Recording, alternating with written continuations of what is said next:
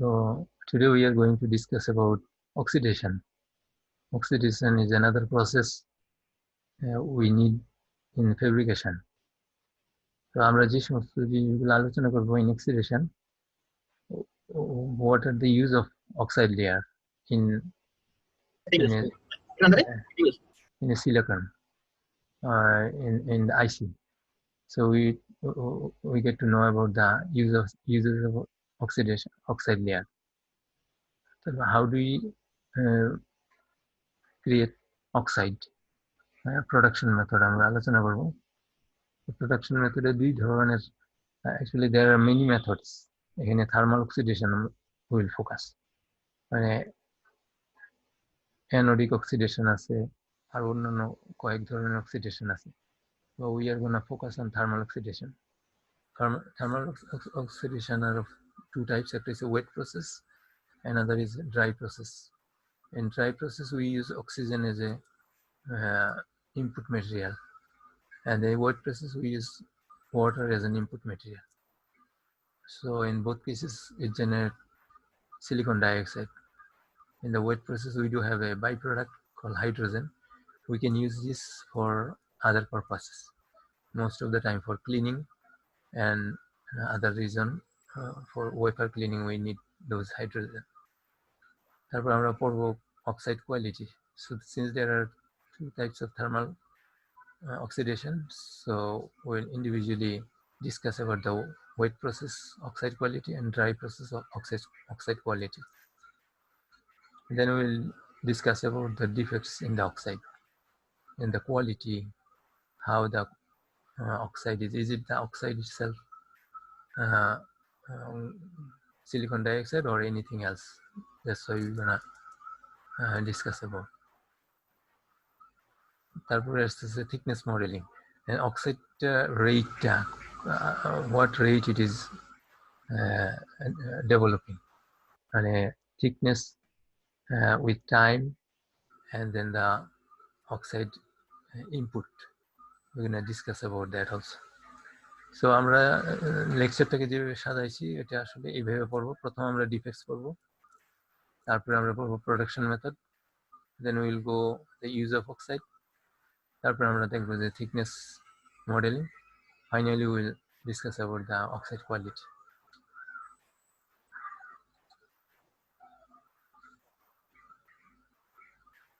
So first defects. Oxide অনেক ধরনের defects আছে, এর মধ্যে 3 major defects we are going to discuss. একটা হচ্ছে OISF, একটা হচ্ছে ডিফিউশন, আর একটা হচ্ছে চার্জ ডিফেক্টস. আমরা যখন অক্সাইড তৈরি করি, since the wafer itself is silicon, the substrate is silicon, so we don't need to send silicon. We just as an input we use either oxygen or water.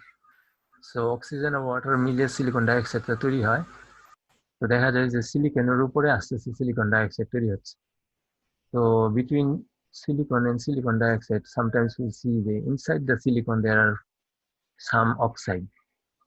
Inside silicon dioxide আমরা দেখি কিছু silicon dangling হয়ে গেছে. তো এই যে যখন নাকি একটা সিলিকন অ্যাটম অক্সাইডের মধ্যে অ্যাকুমুলেট হয়, দেখা যায় যে ওখানে স্ট্যাকিং সিলিকন স্ট্যাক করতে থাকে. তো এই জন্য এটাকে বলে stacking fault. So oxidation induced stacking fault. ফলে হয় কি, সিলিকন ডাইঅক্সাইডের ভিতরে either silicon or excess oxygen or any other materials can accumulate, যার ফলে ওই silicon ডাইঅক্সাইডটা not stay as a pure silicon dioxide. তো এটা বিশেষ করে হয় in the interface between silicon and silicon dioxide. So how to purify those stacking fault? আমরা 3 ধরনের প্রসেস অ্যাপ্লাই করি. একটা হচ্ছে লং হিট ট্রিটমেন্ট. যদি এই ওয়েফারটাকে লম্বা সময় ধরে হিট দেওয়া হয়, তাহলে যে ড্যাংলিং অক্সিজেন গুলো আছে, ড্যাংলিং অক্সিজেন গুলো স্ট্যাকিং সিলিকনের সাথে রিঅ্যাকশন করে সিলিকন ডাইঅক্সাইড করে ডিফিউজ হয়ে যায়, তখন পুরোটা সিলিকন ডাইঅক্সাইড. অথবা হেভি ডিফিউশন, অক্সাইডের হেভি ডিফিউশন করা, আমরা ওই যেটা যে জায়গায় নাকি অক্সাইড গুলা তৈরি হয়েছে ওখানে আমরা মোর অক্সিজেন ডিফিউজ করবো, তাহলে যে সিলিকন স্ট্যাক হয়ে আছে ওই সিলিকন গুলা অক্সাইডের সাথে অক্সাইডের সাথে রিয়েকশন করে সিলিকন ডাইঅক্সাইড হয়ে যায়। অথবা হ্যালোজেনিক oxidation, so it add chlorine with oxygen when we are doing the diffusion, এতে হয় কি ক্যাটালিটিক হিসেবে কাজ করে ক্লোরিনটা, পরে রিয়েকশনটা ফাস্টার হয়। তো এই তিনটা মেথডে we can remove the stacking silicon in the silicon and silicon dioxide interface. তো এটাকে বলা হয় ওআইএসএফ। আর এটা হচ্ছে ডিফিউশন। হোয়াট উই ডু, আমরা সাধারণত সিলিকন ডাইঅক্সাইড দিয়ে যেই জায়গাগুলোতে আমরা ডিফিউশন করব না ওই জায়গাগুলোতে সিলিকন ডাইঅক্সাইড দিয়ে ঢেকে ফেলি, বাকি অংশটা ওপেন থাকে। So what ever we gonna diffuse, either boron or phosphorus, we put it in the diffusion chamber। তো ফলে হয় কি ওই এলিমেন্টস গুলা সিলিকন ডাইঅক্সাইডের ভিতরে যেরকম ডিফিউশন হয় আর সিলিকনের মধ্যে যেরকম ডিফিউশন হয়, সাবস্ট্রেটের মধ্যে যেরকম ডিফিউশন হয়, এট দ্য সেম টাইম ওই সিলিকন ডাইঅক্সাইডের মধ্যে হয়ে যায়। ফলে the silicon dioxide that we prepare not as a mask, we prepared it to use for in future। তো ওই সিলিকন ডাইঅক্সাইড গুলো কন্টামিনেটেড হয়ে যায় ডিফিউশনের কারণে। So how do you fix it? তো সাধারণত যতটুকু হাইটের সিলিকন ডাইঅক্সাইড আমাদের দরকার, we usually create more silicon dioxide than the desired height। তো ফলে যখন ডিফিউশন হওয়ার পরে ডিফিউশনের মাধ্যমে যে সাবস্ট্রেটে ডিফিউশন হবে এজ ওয়েল এজ সিলিকন ডাইঅক্সাইডেও ডিফিউশন হবে। সিলিকন ডাইঅক্সাইডের টপ লেভেলে যে ডিফিউশনটা থাকবে উপরের অংশটাকে এচিং করে ফেলে দিলে লোয়ার সিলিকন ডাইঅক্সাইডটা পিওর পাওয়া যাবে। তো আমাদের এইটা একটা ডিফিউশন যদি আমাদের সিলিকনটা ডিফিউশন আগে তৈরি করা হয় তাহলে সিলিকন ডাইঅক্সাইডটা would be affected by the diffusion elements। 3 নম্বর যে ডিফেক্টসটা হয় এটা হচ্ছে চার্জ ডিফেক্টস।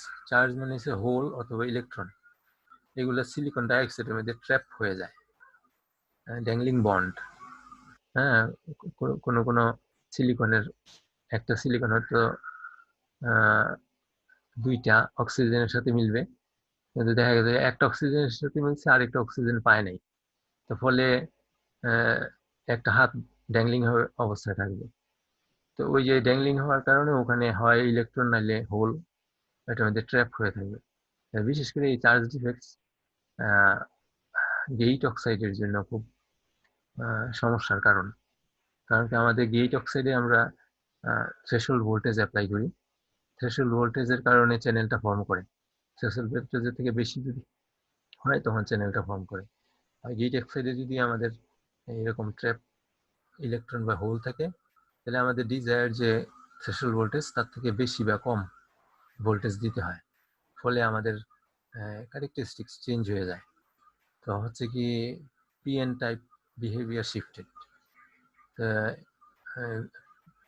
সিমসের মধ্যে এন টাইপ এবং P type transistor, P type N type ট্রানজিস্টরের বিহেভিয়ার শিফট হয়ে যায়, হট ইলেকট্রন ইফেক্ট হয়, তারপরে আর কাছে লিকেজ হওয়ার সম্ভাবনা থাকে। এই সমস্ত কারণে এই চার্জ ডিফেক্টগুলোকে দূর করতে হবে।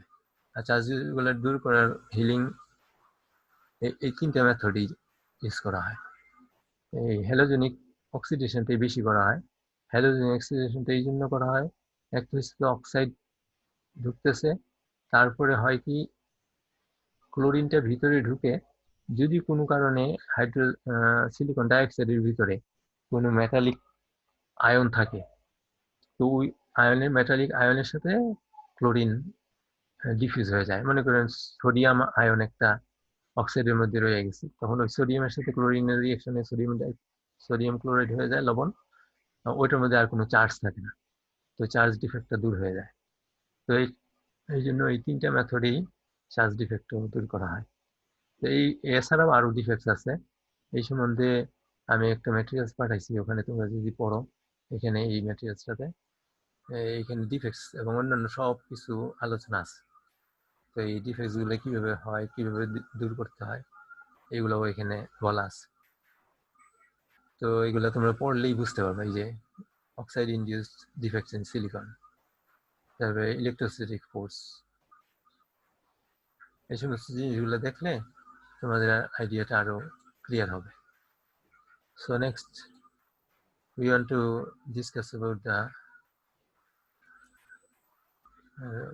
process how to produce silicon dioxide. আমরা একটা furnace, usually it is a glass furnace, কোনো কোনো জায়গায় হরাইজন্টাল হয়, sometimes it could be vertical. তো এই ফার্নেস থেকে চারিদিক থেকে heating element, resistance heater box দিয়ে চারিদিক থেকে ঘেরাও করে থাকে, it's not touching the glass. তো এই জন্য সিরামিক সাপোর্ট দিয়ে এই হিটিং এলিমেন্টটাকে গ্লাস থেকে সেপারেট রাখা হয়। তো এখানে যখন হিট দেওয়া হয় তখন এই inside the furnace temperature gradually rise করে, আর এর আগেই এই ফিউজ ওয়ার্স বোট, এই বোটের মধ্যে আমার ওয়েফারগুলোকে সাজানো থাকে, এই ওয়েফারগুলো এখানে সাজানো থাকে। তো এক সাইড থেকে আমি হয় ড্রাই অক্সিডেশন হলে তাহলে অক্সিজেন পাঠাবো, আর যদি ওয়েট অক্সিডেশন হয় তাহলে ওয়াটার পাঠাবো। তাহলে এদিক দিয়ে আমার অতিরিক্ত অক্সিজেন বেরিয়ে আসবে, অথবা অতিরিক্ত হাইড্রোজেন যেটা নিয়ে বাই প্রোডাক্ট হয়েছে ওইটা এই ভ্যান্ট দিয়ে বের হয়ে আসবে। আর by this time, because of the temperature and the time, এই ওয়েফারের সাথে অক্সাইডের রিয়াকশনের ফলে সিলিকন ডাইঅক্সাইড তৈরি হয়। তো এটা এখানে সংক্ষিপ্ত এখানে দেওয়া আছে লেখাটা, production method, clean the wafer. Clean করা হয় সাধারণত নাইট্রোজেন গ্যাস দিয়ে অথবা হাইড্রোজেন গ্যাস দিয়ে।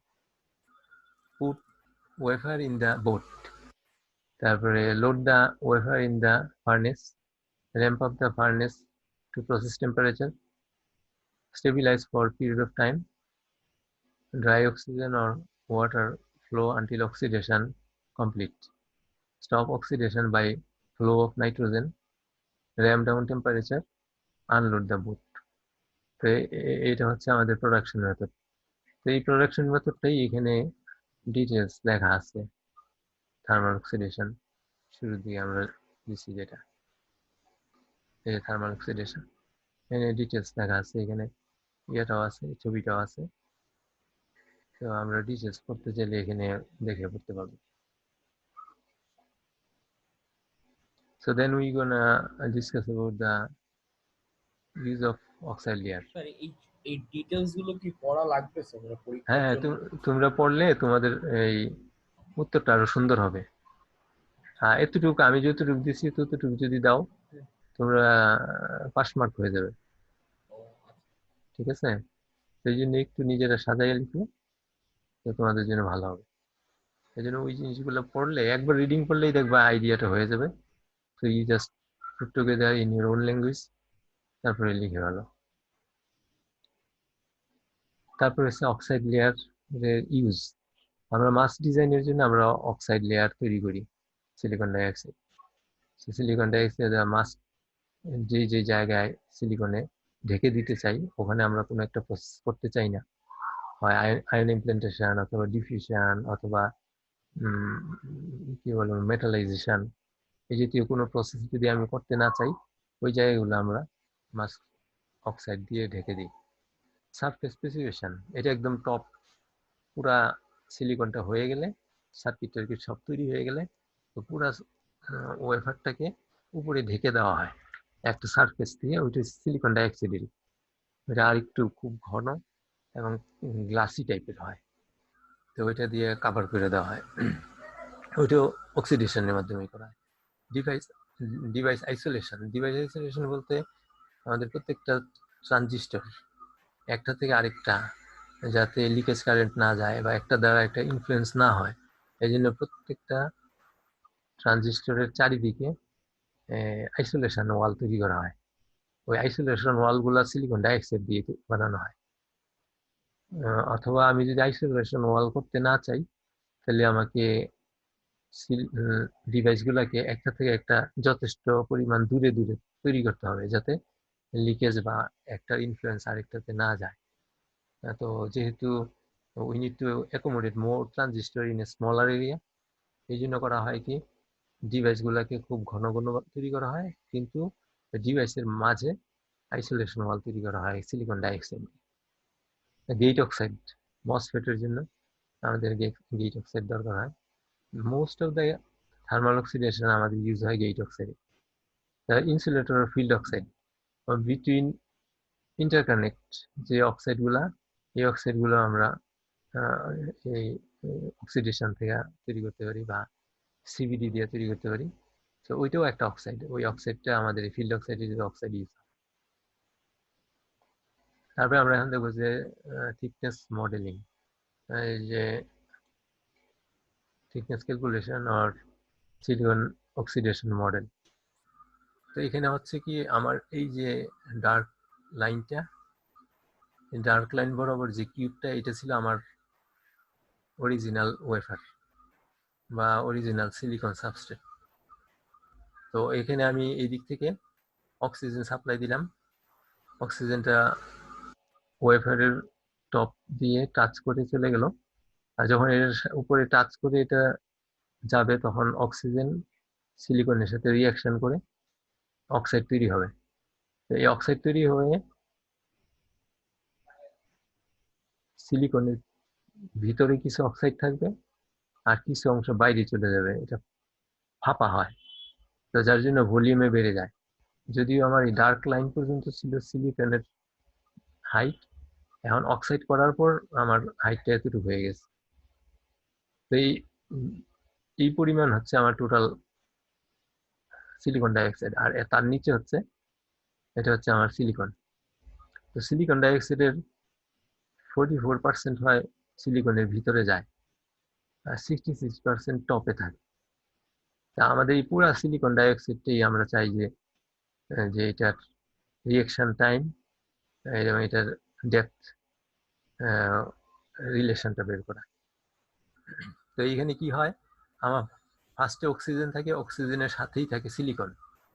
সো অক্সিজেন সিলিকনের সাথে রিয়েকশন করে, কিন্তু মাঝখানে আস্তে আস্তে সিলিকন ডাইঅক্সাইড তৈরি হয়। তো আমরা মনে করলাম যে এইটা হচ্ছে আমাদের হাইটটা, এই এক্স ডিরেকশনে হচ্ছে আমাদের সিলিকন ডাইঅক্সাইডের থিকনেস। সো সিলিকন ডাইঅক্সাইডের সাথে অক্সিজেনের যে ফেস, এই ফেস অক্সিজেনের কনসেন্ট্রেশন N0, আর সিলিকনের সাথে যেখানে এসে রিয়েকশন হয় ওখানে অক্সিজেনের কনসেন্ট্রেশন মনে করি N1। তো এখানে কি হয়, প্রথম যখন অক্সিজেনটা সিলিকনের সাথে পায় তখন এখানে সরাসরি রিয়েকশন হয়ে যায়, কিন্তু পরবর্তীতে আস্তে আস্তে যখন অক্সাইড ফর্ম হইতে থাকে তো এখানে দুইটা প্রসেস আসে। একটা প্রসেস করে কি অক্সাইডটা সিলিকন ডাইঅক্সাইডের মধ্যে দিয়ে ডিফিউজ হয়, ডিফিউশনের মধ্যে ডিফিউজ হয়ে গিয়ে সিলিকনের কাছে পৌঁছায়। তারপরে সিলিকনের সাথে অক্সিজেনটা যে ডিফিউশনের মাধ্যমে যে অক্সিজেনটা এখানে আসলো, সেই অক্সিজেনটা সিলিকনের সাথে রিয়াকশন করে সিলিকন ডাইঅক্সাইড তৈরি হয়। তো এখানে দুইটা অংশ, একটা হচ্ছে ডিফিউশন আর একটা হচ্ছে রিয়াকশন। এই জন্য টু স্টেপস, একটা হচ্ছে অক্সিজেন ডিফিউশন। সো অক্সিজেনটা এখান থেকে সিলিকন ডাইঅক্সাইডের মধ্যে দিয়ে ডিফিউজ হয়ে সিলিকনে আসছে, ওইটা রিলেশনশিপটা আমরা ডিফিউশন চ্যাপ্টারে পড়ছি। এটা এটাকে কি বলে, ফিক্স ফার্স্ট ল, যে equals to minus D delta N by delta X. এটা আমাদের এই N0 আর N1 এর মধ্যে ডিফারেন্সটা, আর এক্সটা হচ্ছে এই ডিস্টেন্সটা। তো এটা দিয়ে আমরা করলাম। আর ওই এক্স এক্স ডিস্টেন্স ট্রাভেল করার পর অক্সিজেনটা এখানে এসে এটা কনসেন্ট্রেশন N1, সিলিকনের সাথে রিয়াকশন হবে এই রেটে। এখানে হচ্ছে N1, কে হচ্ছে রিয়াকশন রেট। তো এই দুটো ইকুয়েশন থেকে আমরা ইকুয়েট করে N1 কে রিপ্লেস করলে দেখা যাবে যে ইকুয়ালস টু এটা আসবে। এখন এটাকে ক্রমান্বয়ে আমরা একটা ইকুয়েশনে দাঁড় করব। Change of oxide thickness in the unit time dx by dt সমান j by n equals to j এর মানটা এখান থেকে বসাই দেওয়া হলো আর ওই n দিয়ে ভাগ করা হলো, where n হইতেছে অক্সিডাইজিং ইম্পিউরিটি কনসেন্ট্রেশন। এখানকার যে এই দুইটার মাছের এভারেজ কনসেন্ট্রেশন। তো এখন এই এই রিলেশনশিপটাকে আমরা এখন দাঁড় করাবো ডিএক্স ইন্টু এটা নিচেরটা আর ডিটি ইন্টু উপরেরটা।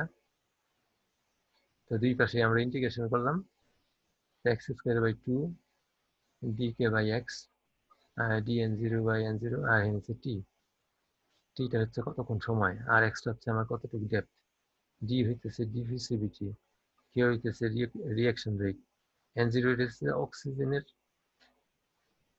কনসেন্ট্রেশন আর এটা হচ্ছে এভারেজ কনসেন্ট্রেশন। তো এটাকে আমরা কোয়াড্রেটিক ফর্মে যদি লিখি x square equal to d by k x d n zero by n t. এখানে কি একটা টু আসবে মনে হয়, হ্যাঁ এখানে একটা টু আসবে বুঝছো, এখানে টাইপটা তোমরা ঠিক করে নিও। হ্যাঁ বুঝতে পারছো, এখানে এই যে টু, এই টু জিনিসটা আসবে এখানে। তো এটাকে আমরা এই অংশটাকে বি বলবো যে টু সহ, আর এই অংশটাকে আমরা বলবো a, x square plus a x plus b t. A সমান আছে two d by k, two d by k two two d n zero by n হচ্ছে বি। এখানে কিন্তু একটা টু আসবে, এই টু দিয়ে এখানে গুণ করলে একটা টু আসবে। তো এই কোয়াড্রেটিক ইকুয়েশনটা যদি আমরা এখান থেকে এক্স এর মান বের করি, সেই ইন্টারমিডিয়েটের পড়া এক্স ইকুয়ালস টু এটা হবে, প্লাস মাইনাস হবে। আমরা তো মাইনাস দিয়ে যাবো না, আমরা থিকনেস পজিটিভই হবে, এই জন্য মাইনাসটা বাদ দিয়ে দিয়ে কনসিডারিং দ্য পজিটিভ ভ্যালু এটা আসবে এরকম।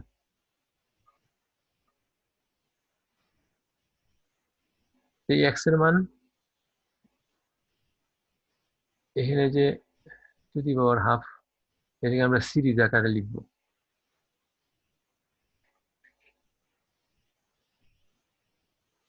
তো ওটাকে ভাঙ্গিয়া এইভাবে লিখা হয়েছে। তো এইটাকে আমরা সিরিজ লিখছি, সিরিজ লিখলে এখানে এটা আসছে আর এখানে মাইনাস ওয়ান, এই যে মাইনাস ওয়ানটা, মাইনাস ওয়ানটা এখানে, আর এটাকে সিরিজ করলে এটা এইভাবে আসে। তো এই প্লাস ওয়ান আর মাইনাস ওয়ান কাটা গেলে তারপর এটা থাকে। তো এখান থেকে আমার এক্স ইকুয়ালস টু এটা আসবে। তোমরা এই সিরিজটা বুঝতে পারতেছো তো, ওয়ান প্লাস হাফ ইন্টু, এই হাফ হচ্ছে পাওয়ারের হাফ, হাফ ইন্টু এইটা ইন্টু ওয়ান।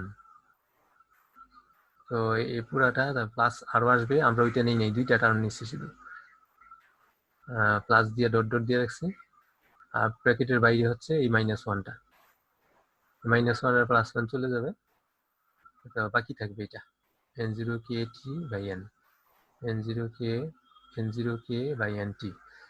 এখানে আমরা টি কে খুব স্মল ধরছি, টি যদি স্মল হয় তাহলে আমরা এই সিরিজটা ডিফাইন করে এটা আসবে, তখন এই যে বি বাই এ টি হবে, n zero k by n সমান হবে বি বাই এ টি।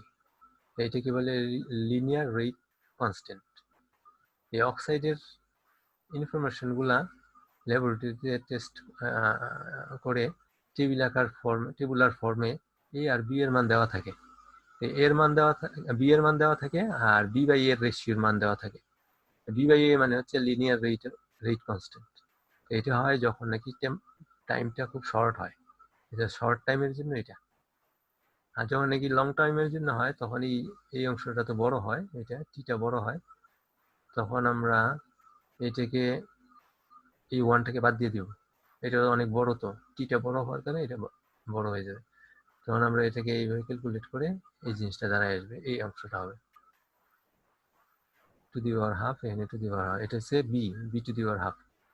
তো বিটা হচ্ছে প্যারাবোলিক রেট, এটা অনেকটা যেহেতু এটা square, x square equals to t, এই জন্য এটা প্যারাবোলিক, আর এটা হচ্ছে প্যারাবোলিক রেটের পার্ট, এই জন্য বিটা হচ্ছে parabolic rate constant, b by a হচ্ছে লিনিয়ার রেট কনস্ট্যান্ট। তো সাধারণত এই দুই ভ্যালু দেওয়া থাকে, তার থেকে আমরা এক্স এর মানটা বের করি, টাইম দেওয়া থাকতে হবে। টাইম যদি শর্ট টাইম হয় তাহলে আমরা লিনিয়ার রেট কনস্ট্যান্টটা ইউজ করে করবো, আর টাইম যদি লং টাইম দেওয়া থাকে তাহলে আমরা বি এর রেটটা ইউজ করে আমরা করব। তো এইখানে একটা ছোট্ট অঙ্ক আগে দেওয়া আছে, ইউ মে ইগনোর ইট, আর তোমরা বুঝার জন্য এটা করতে পারো। যে এখানে বলে দেওয়া আছে যে বি এর মান কত, এ এর মান কত, বি বাই এর মান কত, এইভাবে টেবুলার টেবুলার ফর্মে ল্যাবরেটরিতে করে রেখে দেওয়া হয়। তো ওখান থেকে আমরা ডিসাইড করব যে কত সময় পর্যন্ত আমরা ইউজ করলাম। ফাইন টি ফর এটা, টি যদি 2 আওয়ার হয় তাহলে আমার এক্স এর মান কত হবে, এই সমস্ত একটা অঙ্ক আছে, তোমরা দেখলে দেখতে পারো, উই ডোন্ট নিড ইট। অক্সিডেশনের অঙ্ক আমরা পরীক্ষায় দিব না।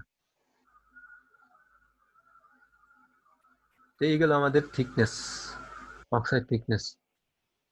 সো অক্সাইড থিকনেসের পরে আমাদের আসছে কি অক্সাইড কোয়ালিটি। অক্সাইড কোয়ালিটি দুই ধরনের, এখানে দুইটাই লেখা আছে, অক্সিডেশন অক্সিডেশন, কোনটা কোন অক্সিডেশন বোঝা যায় না, এই জন্য আমি এখানে এটা আবার কপি করছি।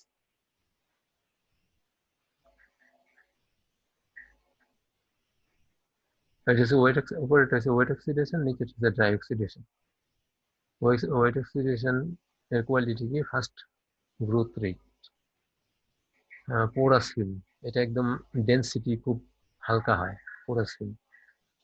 পিটিং effect due to water formation, আসলে তো ওয়াটার সাপ্লাই দেওয়া হয়, ওয়াটার থেকে ওয়েট অক্সিডেশন, ওয়াটার থেকে হাইড্রোজেনটা বেরিয়ে আসে আর সিলিকন ডাইঅক্সাইড তৈরি হয়, ওখানে আবার কিছু কিছু অক্সিজেন ট্র্যাপ হয়ে যেতে পারে, ওয়াটার ট্র্যাপ হয়ে যেতে পারে, যার ফলে পিটিং এফেক্ট হতে পারে।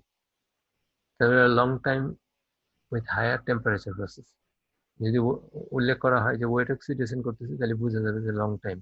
লং টাইম হলে আমাদের যে প্যারাবোলিক রিলেশনটা আসবে, আর সাধারণত থিকনেস গ্রেটার দেন 1 মাইক্রন হয়, ডেন্সিটি লো, 2.15 গ্রাম পার সেন্টিমিটার কিউব। এগুলো হচ্ছে ওয়েট অক্সিডেশনের অক্সাইডের কোয়ালিটি। আর ড্রাই অক্সিডেশনের অক্সাইডের কোয়ালিটি যেমন ডেন্সিটি হাই, গ্রোথ রেট খুব লো, এটার মধ্যে ট্র্যাপ এবং ইন্টারফেস চার্জ হওয়ার সম্ভাবনা থাকে, যার জন্য এটাকে ওইভাবে ক্লিন করতে হবে, ক্লিন করে লো করতে হবে, এটার মধ্যে ট্র্যাপিং যাতে কম হয়। এই জন্য ড্রাই অক্সিডেশনের মাধ্যমেই আমাদের বেশিরভাগ গেইট অক্সাইড গুলো তৈরি করা হয়। তারপরে ইউনিফর্ম গ্রোথ, তারপরে লেস দেন 1 মাইক্রোমিটার থিকনেস, বেশি উচ্চতা তৈরি করতে করা যায় না, অনেক সময় লাগে। Pre cleaning and low temperature process, এই যেহেতু গেইট অক্সাইড হবে এই জন্য pre cleaning necessary, pre cleaning করে ওয়েফারটাকে প্রি ক্লিনিং করে তারপর প্রসেসের মধ্যে দিতে হয়। আর এখানে হচ্ছে যত ট্র্যাপ এবং ইন্টারফেস চার্জ যত কম হবে তাহলে আমার ব্রেকডাউন ভোল্টেজটা হাই হবে। Thin gate oxide of moss breakdown voltage 50 volt, যত এটা চার্জ এবং ইন্টারফেস কম হবে তত আমার ব্রেকডাউন ভোল্টেজটা বেশি হবে। ডেন্সিটি হাই, একটু বেশি, 2.15, এটা আর এটা হচ্ছে 2.25। তো এই হচ্ছে অক্সাইডের কোয়ালিটি। অক্সাইডের কোয়ালিটি সম্বন্ধে ওই সাপ্লিমেন্টাল কপির মধ্যেও কিছু বলা আছে, এইখানেও আছে, এখানে তোমরা দেখলে পাবা, তো ওগুলো তোমরা পড়ে দেখতে পারো। এই যে অক্সাইড কোয়ালিটি, অক্সাইড কোয়ালিটি সম্বন্ধে এখানে বলা আছে। তো আমাদের অক্সিডেশনের মধ্যে এই পর্যন্তই আমাদের আলোচনা। So do you guys have any question?